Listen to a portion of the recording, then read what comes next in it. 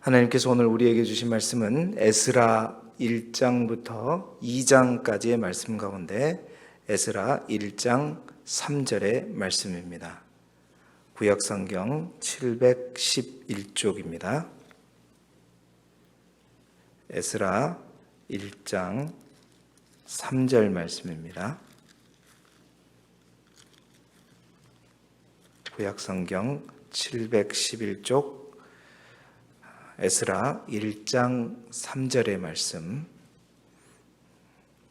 에스라 1장부터 2장까지의 말씀 가운데 에스라 1장 3절의 말씀을 우리 함께 한 목소리로 읽겠습니다. 구약성경 711쪽입니다. 에스라 1장 3절의 말씀입니다. 우리 다 찾으셨으면 기록된 말씀을 한 목소리로 함께 읽겠습니다. 구약성경 711쪽, 구약성경 711쪽의 말씀입니다. 에스라 1장 3절의 말씀을 함께 한 목소리로 읽겠습니다. 에스라 1장 3절의 말씀 시작. 이스라엘의 하나님은 참신이시라.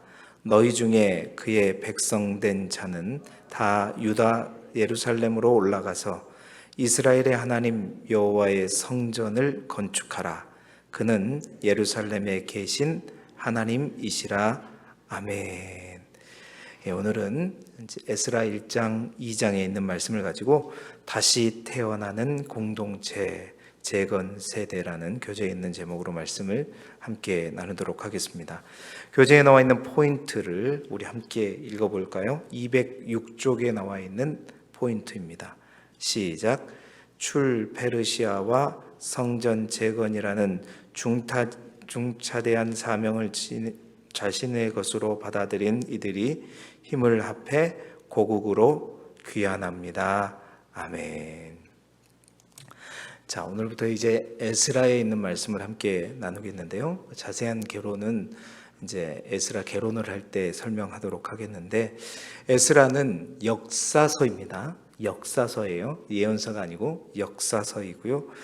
이스라엘 백성들이 포로로 끌려간 이후에 이제 그 다음에 이어지는 이스라엘의 역사를 기록한 이제 세 권의 역사서가 있어요. 그러니까 우리가 열왕기상, 역대상하, 열왕기상하에서 끝나는 역사가 어디냐면 이스라엘 백성들이 예루살렘이 멸망하고 포로로 끌려가는 거.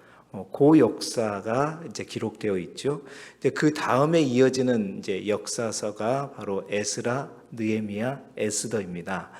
근데 이제 정확하게 말하면 포로로 끌려가서 그 포로기 동안의 70년 동안의 역사를 구체적으로 이제 시기적으로 기록한 역사서는 따로 없어요. 그러니까 정확하게 말하면 에스겔과 우리가 다니엘서를 봤죠. 그 에스겔과 다니엘서가 그 포로기 동안에 있었던 이야기들에 관한 내용들이 들어가 있죠. 그러니까 간접적으로 그 포로기 70년 동안에 있었던 사건들이 간접적으로 에스겔과 다니엘의 예언과 함께 그 속의 사건들로 드러나 있어요. 그리고 이제 에스라는 뭐냐면 이제 포로기를 끝내고 포로에서부터 귀환하는 그 시대의 역사. 그러니까 이스라엘 백성들이 지난번에 이제 기억나실지 모르겠지만 포로로 끌려갈 때도 1차, 2차, 3차에 걸쳐서 끌려가게 되지만 포로에서 돌아올 때도 3번에 걸쳐서 귀환하게 됩니다.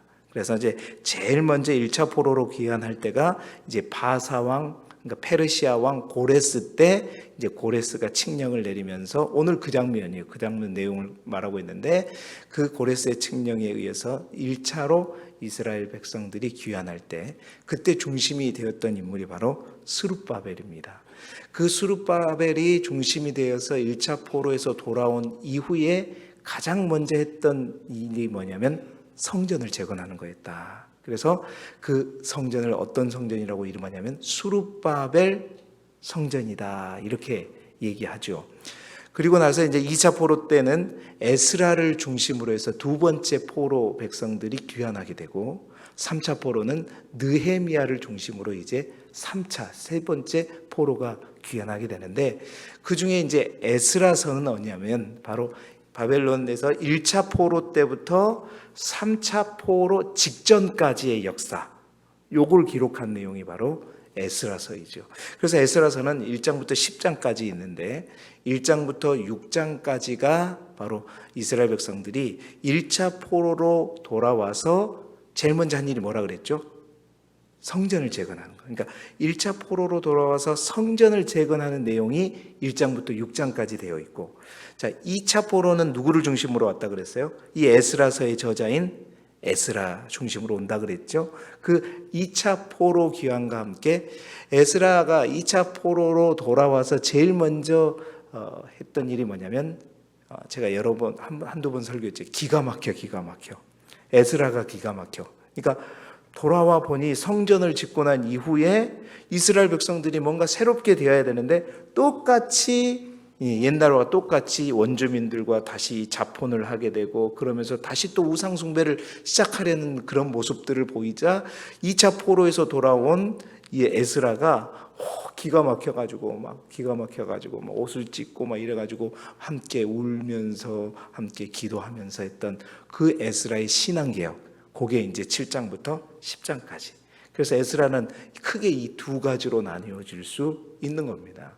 그 가운데 오늘 우리가 1장부터 2장까지는 이제 1차 포로로 돌아온 사람들의 이름들과 함께 이제 1차 포로에서 돌아오게 된 경위, 그러니까 고레스가 어떻게 칙령을 발생하고, 그러면서 고레스가 이제 성전 예루살렘으로부터 이제 탈취해 온 성전의 기명들을 가지고 이거 다 가지고 가라. 다 가지고 가서 너희들의 성전을 지어라 하는 이 내용들이 이제 소개되고 있는 것이죠. 그래서 오늘 특별히 1장, 2장의 말씀을 통해서 하나님께서 결국 바벨론 70년의 생활을 채우고 이스라엘 백성들을 예루살렘으로 돌아오게 한 그 1차 포로 귀환 자들, 그들은 과연 어떤 사람들이냐? 그들이 어떤 사람이냐면, 하나님께서 이사야와 예레미야 선지자를 통해서, 내가 특히 예레미야 선지자를 통해서 말씀하신 것처럼 남은 자 사상이라 그랬잖아요. 내가 남은 자를 통해서 무너진 이스라엘 백성들을 다시 회복시키리라. 이사야 선지자, 예레미야 선지자를 통해서 거듭거듭 말씀하셨는데, 결국 그 남은 자가 누구인가? 그 남은 자가 이제 포로에서부터 귀환에 돌아온 이스라엘 백성들이잖아요. 과연 그들이 어떤 사람인가? 오늘 세 가지로 함께 알아보면서, 하나님은 바벨론 포로로 끌려간 모두를 다 그대로 돌아오게 한 게 아니었어요. 그러니까 하나님께서 말씀하셨던 그 남은 자는 바로 무너진 이스라엘 백성들을 다시 세울 하나님께서 택한 자들인데, 과연 그 남은 자가 누구였는가? 오늘 함께 봐보면서 우리 또한 하나님께서 약속하신 그 사명들을 이루는 남은 자, 다시 말해서 남은 자냐 바벨론 포로에 남겨진 자냐? 우리가 남겨진 자가 아니라 남은 자가 되었으면 좋겠다는 거죠. 하나님의 사명을 감당하는 그 남은 자가 누군지를 함께 말씀과 더불어 나누어 보고, 우리도 남은 자가 될 수 있기를 주님의 이름으로 축원합니다. 첫 번째, 그 남은 자는 누구였냐? 어떤 사람이었냐?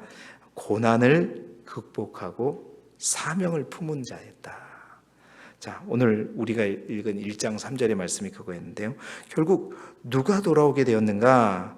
이스라엘의 남은 자, 이스라엘 백성을 다시 회복시킬 자는 누구였는가?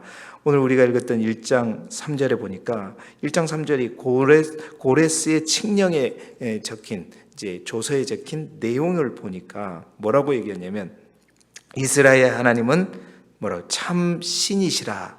너희 중에 그의 백성된 자는 다 유다 예루살렘으로 돌아가서 이스라엘의 하나님 여호와의 성전을 건축하라. 참 하나님께서 정말 이렇게 자연스럽게 성전을 건축할 수 있게끔 만들어진 게, 이게 사실은 그들의 역사 속에 이 바벨론이 아니라 바사, 페르시아죠.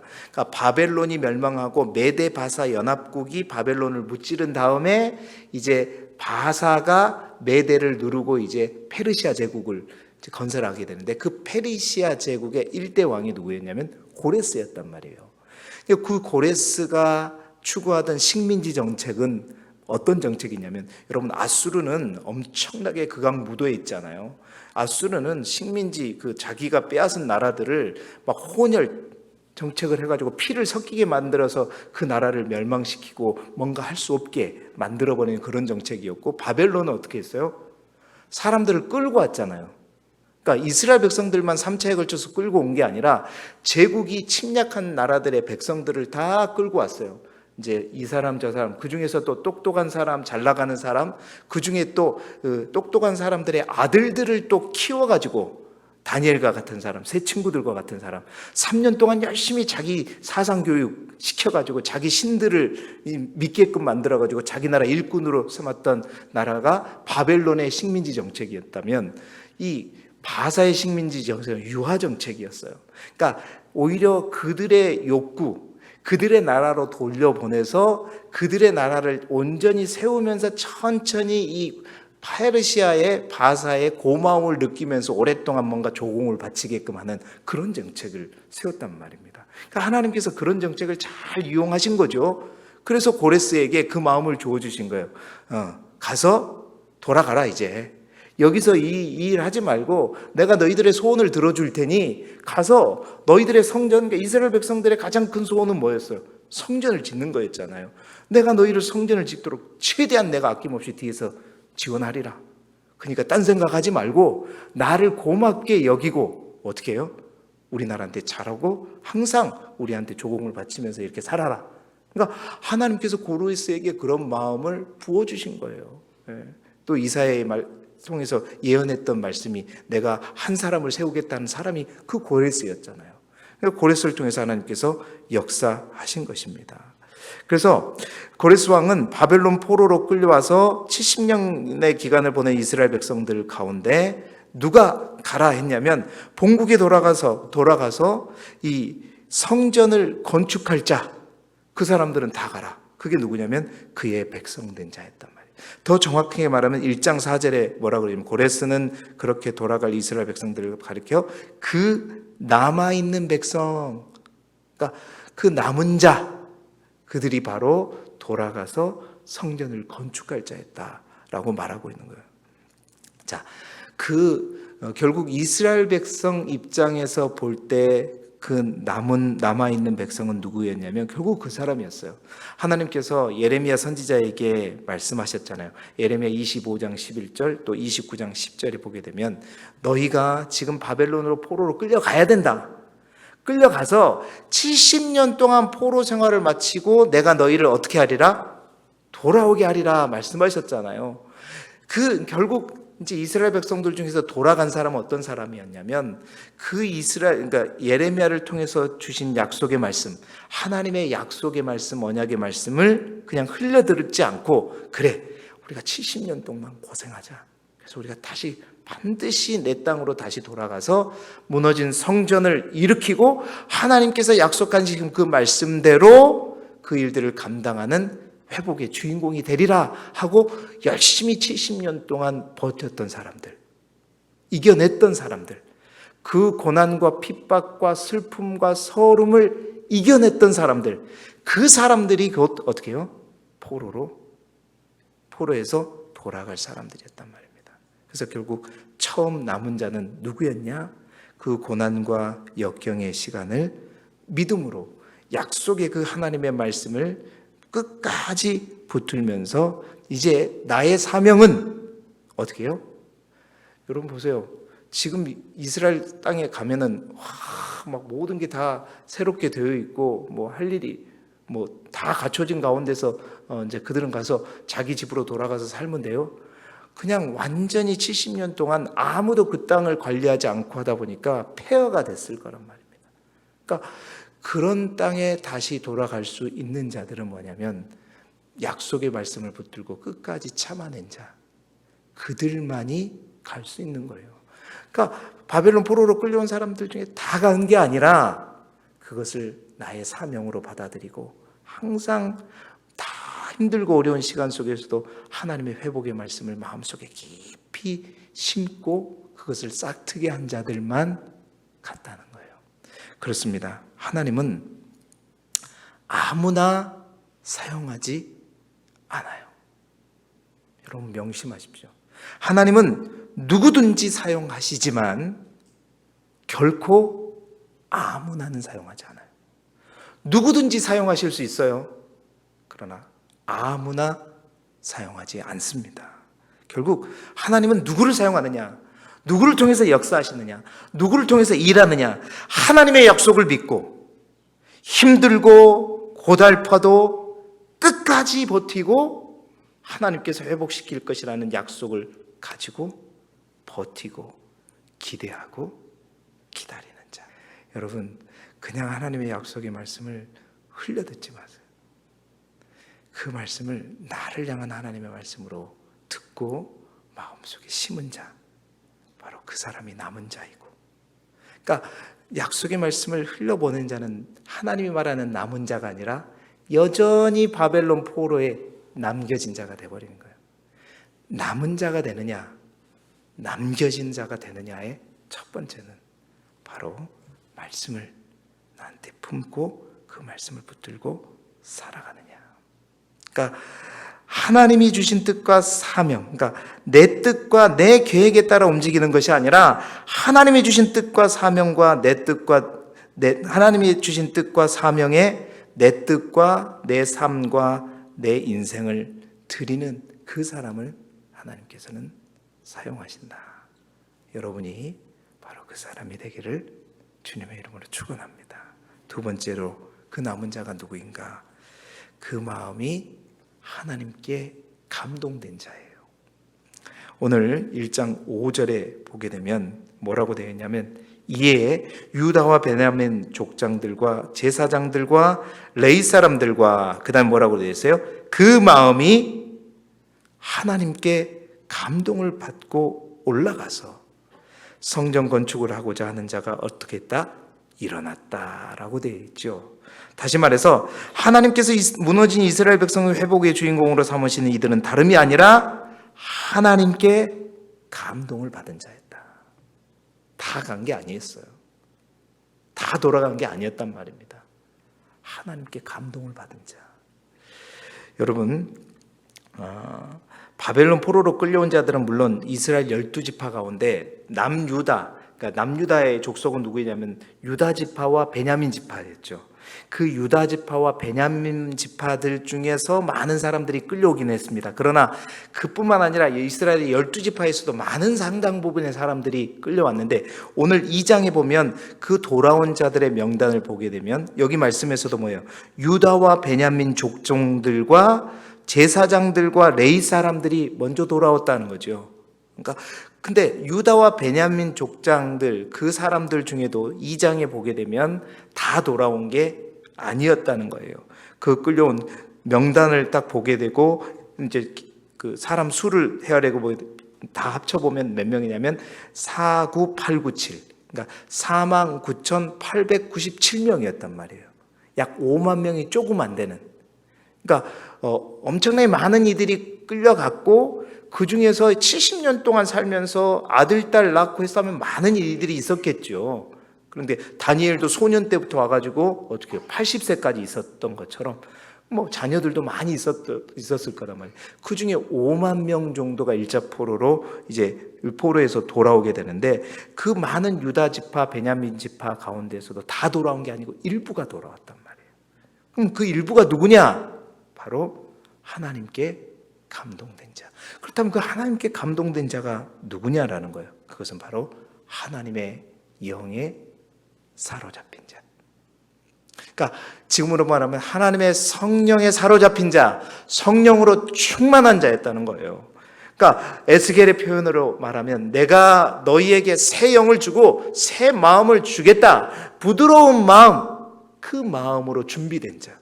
예레미야의 예언으로 의하면 내가 너희에게 이제 옛 언약이 아니라 새 언약을 주리라.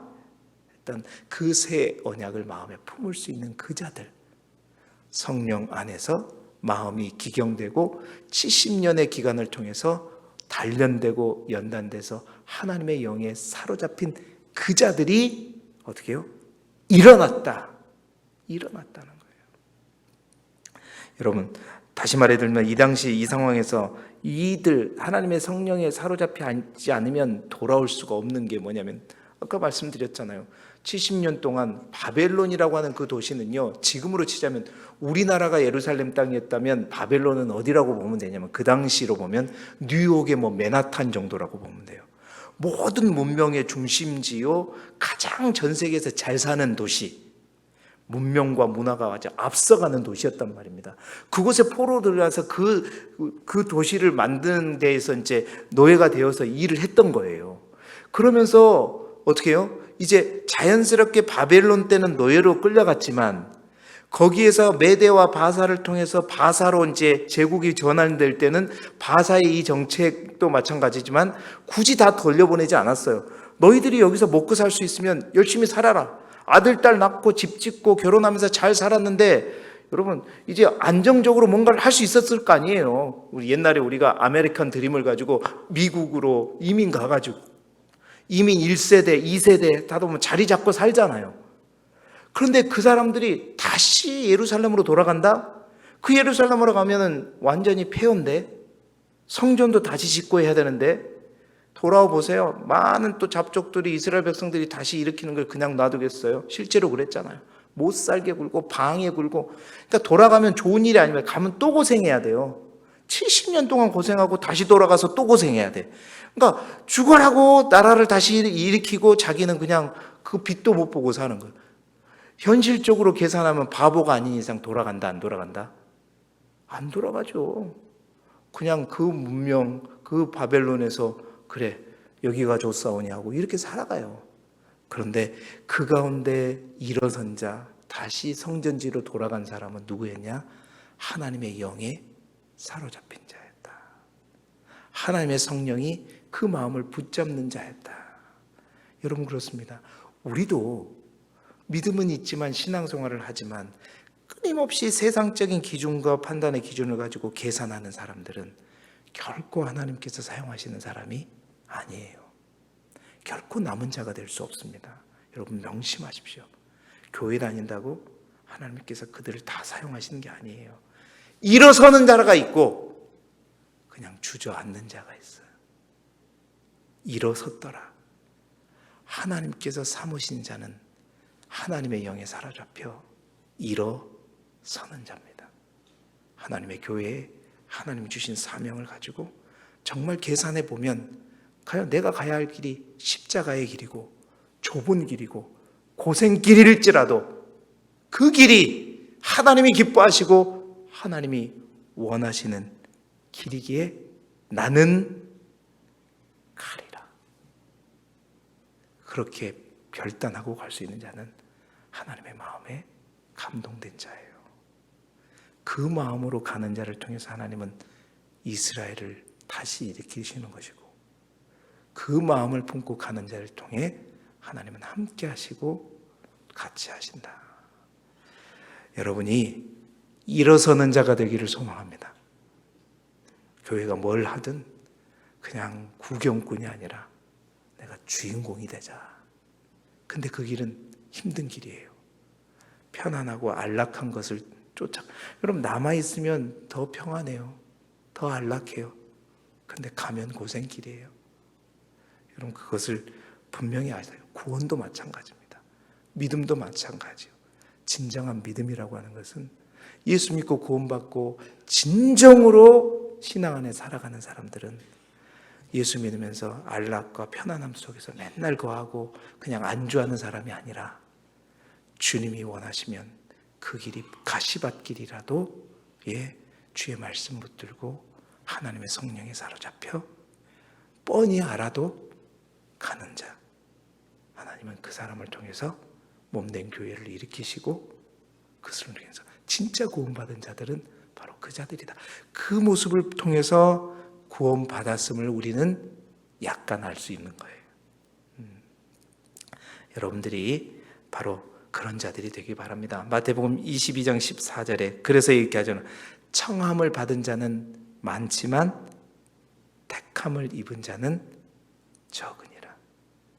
나는 청함을 받은 자인가?